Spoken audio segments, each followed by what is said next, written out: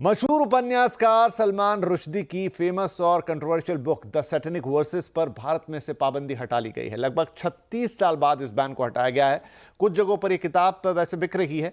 दरअसल मुस्लिमों के भारी विरोध के बाद राजीव गांधी सरकार ने साल 1988 में इस किताब पर पाबंदी लगा दी थी। आरोप है कि किताब इस्लामी विचारों का मजाक उड़ाती है। सलमान रुश्दी के खिलाफ विवाद इतना बढ़ गया था कि ईरान के नेता रुहुल्लाह खुमैनी ने मुसलमानों से रुश्दी और उनके प्रकाशकों को मारने के लिए फतवा जारी कर दिया था। रुश्दी ने मौत के डर से लगभग 10 साल तक ब्रिटेन और अमेरिका में छिपकर बिताए थे। चले इन खबरों के बाद अब रुख करेंगे बाजार का। दिसंबर सीरीज एक्सपायरी पर बाजार फ्लैट बंद हुआ। सेंसेक्स बिना बदलाव के 78,472 पर, तो वहीं निफ्टी 23 पॉइंट चढ़कर 23,750 पर बंद हुआ। हालांकि mid cap small cap index नीचे से सुधरकर बंद हुए हैं। डिटेल्स के लिए हमारे साथ है हमारी सहयोगी कंचन नौटियाल। कंचन, बाजार में उतार चढ़ाव के बीच आज किन स्टॉक्स में हमने देखा कि मजबूती थी और कहां कमजोरी दिखाई दी?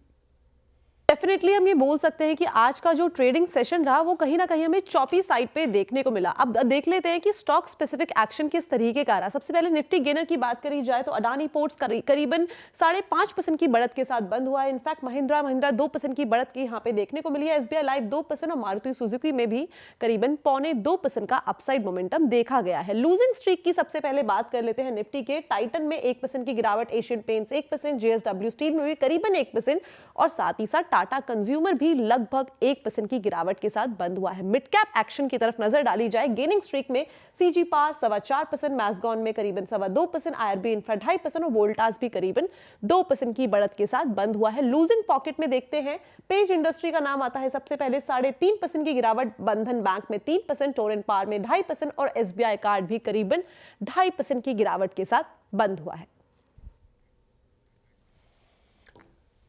शुक्रिया कंचन। साल 2024 बाजार के लिए रोलर कोस्टर राइड जैसा रहा है। पहला हाफ फील गुड फैक्टर से भरा था, तो दूसरा हाफ अगर हम कहें तो फियर फैक्टर से।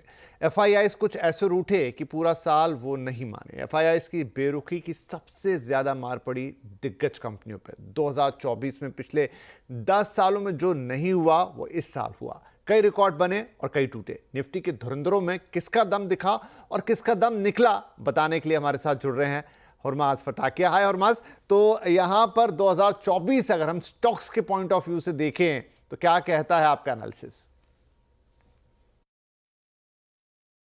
साल अच्छा रहा, मगर काफी सारे स्टॉक्स ऐसे हैं जिन्होंने अच्छे भी रिटर्न्स दिए, बुरे खराब रिटर्न्स भी दिए हैं। रिकॉर्ड्स की अगर हम बात करें तो शुरुआत करते हैं दिग्गज कंपनी रिलायंस इंडस्ट्रीज के साथ कि 2014 के बाद पहली बार स्टॉक नेगेटिव रिटर्न्स दे सकता है और पिछले 9 सालों से पॉजिटिव रिटर्न्स हमें देखने मिले हैं। इस साल लगभग 5.5% की गिरावट हमें रिलायंस इंडस्ट्रीज में देखने मिली है, मगर बाजार का व्यू अभी भी पॉजिटिव है क्योंकि 33 एनालिस्ट ऐसे हैं जो अभी भी खरीदारी की राय को बरकरार रखे हुए हैं। 1300 से लेकर 1950 तक के टारगेट्स हमें रिलायंस में देखने मिल रहे हैं। बात करते हैं दूसरे दिग्गज की। एचडीएफसी बैंक इस साल भले रिकॉर्ड हाई बनाया हो, 2013 के बाद भी लगातार पॉजिटिव रिटर्न्स दे रहा हो, मगर पिछले 4 सालों में 3 साल ऐसे हैं जिसमें उसने सिंगल डिजिट रिटर्न्स दिए हैं। 2022 में तो 10% है, मगर बाकी के सिंगल डिजिट रिटर्न्स रहे हैं। बाजार में अभी भी कोई ऐसा एनालिस्ट नहीं जो एचडीएफसी बैंक पर बिकवाली की राय रखता हो। 1500 से लेकर 2500 तक के टारगेट्स एचडीएफसी बैंक के लिए आ रहे हैं। एफएमसीजी एक ऐसा सेक्टर है जिसने निराश किया था और एशियन पेंट्स उसमें से टॉप अंडर परफॉर्मर रहा है और रिटर्न्स के लिहाज से सबसे खराब साल एशियन पेंट्स का रहा है। अब ये वो साल है जो 2010 के बाद उसमें एशियन पेंट्स ने नेगेटिव रिटर्न्स दिए हैं और बाजार में अब ज्यादातर एनालिस्ट एशियन पेंट्स पर बिकवाली की राय रख रहे हैं। 2000 से लेकर 3700 तक के टारगेट्स वहां देखने मिल रहे हैं। बात करते हैं दूसरी एफएमसीजी कंपनी की, हिंदुस्तान यूनिलीवर, जो कि 2004 के बाद का सबसे खराब प्रदर्शन रहा है। 12% की गिरावट हमें इस साल देखने मिली है और ये वो साल है जहां पर एचयूएल ने नेगेटिव रिटर्न्स दिए हो। बाजार का व्यू अभी भी कंस्ट्रक्टिव है हिंदुस्तान यूनिलीवर को लेकर। 2000 से लेकर 3500 के टारगेट्स वहां देखने मिल रहे हैं। और एफएमसीजी की इस कड़ी को हम पूरा करते हैं नेस्ले के साथ, जो कि 2002 के बाद का सबसे खराब साल रहा है नेस्ले के लिए। लगभग 20% की गिरावट हमें इस स्टॉक में देखने मिली है और बाजार में अभी भी ज्यादातर एनालिस्ट ऐसे हैं जो खरीदारी और होल्ड करने की सलाह रखते हो नेस्ले पर। 2000 से लेकर 2800 या 2900 तक के टारगेट्स हमें नेस्ले में देखने मिल रहे हैं। बात करते हैं कुछ निफ्टी के विनर्स की और इसमें सबसे पहला नाम ट्रेंट का आता है और 2024 में निफ्टी का सबसे बेहतरीन स्टॉक रहा है ये, और टाटा ग्रुप का भी सबसे बड़ा वेल्थ क्रिएटर रहा है। पिछले साल स्टॉक डबल हुआ था, इस साल भी स्टॉक डबल हुआ है और बाजार की राय अभी भी कंस्ट्रक्टिव बनी हुई है ट्रेंड पर। और आखिरी नाम जो इसमें है वो है महिंद्रा एंड महिंद्रा, 2009 के बाद का सबसे बेहतरीन साल रहा है महिंद्रा एंड महिंद्रा के लिए और ये भी निफ्टी के टॉप परफॉर्मर्स में शामिल है। 2009 में ये स्टॉक लगभग 300% ऊपर गया था, इस साल 70% ऊपर गया है।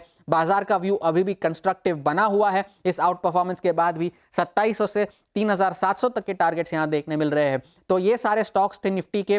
कुछ लोगों ने बहुत ही बेहतरीन परफॉर्मेंस दी है, मगर एफएमसीजी एक ऐसा सेक्टर है जिसने निराश किया है। बजट से पहले बैठकों का दौर शुरू हो चुका है। वित्त मंत्री निर्मला सीतारमण ने आज ट्रेड और सर्विसेज सेक्टर के साथ एक बैठक की है। क्या रही सेक्टर की बजट से मांग, जानने के लिए इंडस्ट्री दिग्गजों से हम बात की है हमारे संवाददाता आलोक प्रियदर्शी ने। The global capability centers, GCCs as we call, they are going through some issues around safe harbor as well as on the transfer pricing. So that's one of their asks to make sure that it is implemented well. It has already been announced in the last budget, but I think we need to make sure that we are implementing with the right set of thresholds, right set of rates that we want to implement within the safe harbor rules, as well as making the APAs, advanced pricing agreements, a little bit more easy. That's one. Second area is, our startups, especially the deep tech startup ecosystem. We believe that it requires patient capital, and then we have requested the government to help with the patient capital. कि services sector जैसे काफ़ी contribution है exports में, employment में, तो और क्या हो सकता है, इनको किस तरह के से कुछ गवर्नमेंट की तरफ से सपोर्ट मिले, मिनिस्टर फाइनेंस, मिनिस्टर कॉमर्स से कैसे सपोर्ट मिले ताकि सर्विसेज सेक्टर और भी आगे बढ़े और भी लोगों को एम्प्लॉय कर सके। थोड़ी बहुत गिरावट होती है, सीजनल गिरावट भी होती है, लेकिन जैसे ट्रैवल एंड टूरिज्म सेक्टर है सर्विसेज में, वो उसका बहुत पोटेंशियल है ग्रो करने का।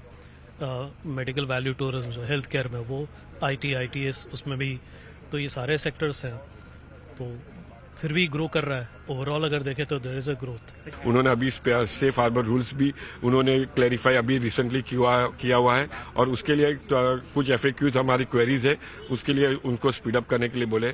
दूसरा, जो गोल्ड ड्यूटी, जितना उन्होंने गोल्ड और प्रेशियस मेटल में जो ड्यूटी का स्लैश किया हुआ है, which is a very welcoming step. इससे हमारे क्षेत्र में lot of foreign direct investments आ रहे हैं, ज्वेलरी स्टोर्स ज़्यादा खुल रहे हैं। More than 3000 stores are expected to open up in next 2-3 साल में, जिससे ज़्यादा एम्प्लॉयमेंट भी क्रिएट होगा।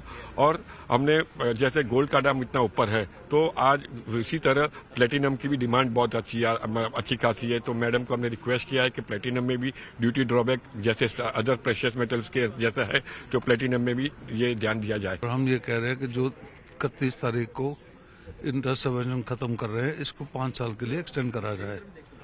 और दूसरा हमने ये कहा, क्योंकि अब जो ट्रम्प के आने से US में चेंजेस आएंगे, वो चाइना पे ड्यूटी लगाने की सोच रहे हैं। हम कुछ पहले ही तैयारी करनी चाहते हैं। हमने सरकार से ये कहा है कि 300-400 करोड़ का बजट हमें दिया जाए, ताकि हम अपने सारे प्रोडक्ट लेके वहाँ पे एग्जिबिट करें, हम वहाँ पे बायर B2B मीटिंग्स करें और हम सेमिनार्स करें। कि इस वक्त देखिए, हमें भी लग रहा है कि जितने भी बायर हैं, इम्पोर्टर हैं, वो इंडिया में आने को बहुत इच्छुक है।